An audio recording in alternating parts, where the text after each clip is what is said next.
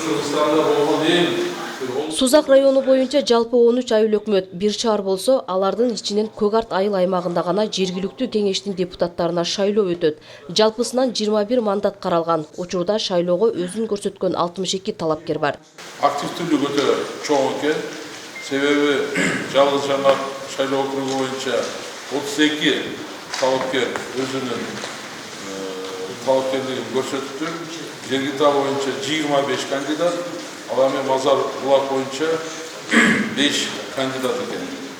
Партиядан эч ким сунушталбаптыр. Жогоруда аталып кеткен кандидаттар бардыгы өз каалоосу менен өзүнүн талапкерлигин көрсөттү. Учурда шайлоочулардын тизмеси жана шайлоо тилкелери толук такталган. Жыйындын жүрүшүндө келген конокторго жергиликтүү эл тарабынан шайлоонун жүрүшү боюнча суроолор берилип, жеринде жооптор алынды. Tekçilik hizmet işleyenler var da, municipal hizmet işleyenler var, memleketteki Jarı mekteптин директорлары кандай кызматка кирет, бул дагы эле мындай так түшүнүп келди. Сыртка чыкканда, чет мамлекетке чыкканда, ошол жогорку кеңештин депутатын карап туруп, ошол эл кыргызга баары. Кыргыз көрсө ушундай экен. Белгилүү болгондой, айылдык депутаттарды шайлоо 11 апрелде өтөт. Шайлоонун жол жоболору, талапкерлердин милдеттери боюнча түшүндүрүү иштери шайлоо өтүүчү бардык аймактарда жүрүүдө.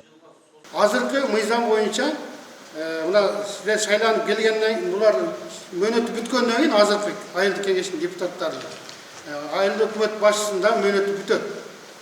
Аны азыркы мыйзам боюнча бул жерге айыл өкмөт башчысы болуп, бул жерде жашабаган, башка жакта төлөлгөн жаран ошол соттуулугу жок, стажы туура келген резервде баягы мамлекеттик кадр кызматынын конкурстан өткөн резервде турган жарандарыбыз дайындайт, аким ошону дайындайт. Аталган аймакта жаңы мыйзам боюнча алгачкы жолу жергиликтүү шайлоо өтүп жатат. Аялдар үчүн 30% квота берилген. Ага ылайык Көк Арт аймагынан 21 депутаттын 3-өсү аялдар болушу күтүлүүдө. Аялдар арасында дагы активдүүлүк жакшы деп мен ойлойм. Себеби жалгыз Жаңактан 7 аял катышып атты, жергиликтүү аудандагы 7, ал эми Мазар Булактан 1 аял экен.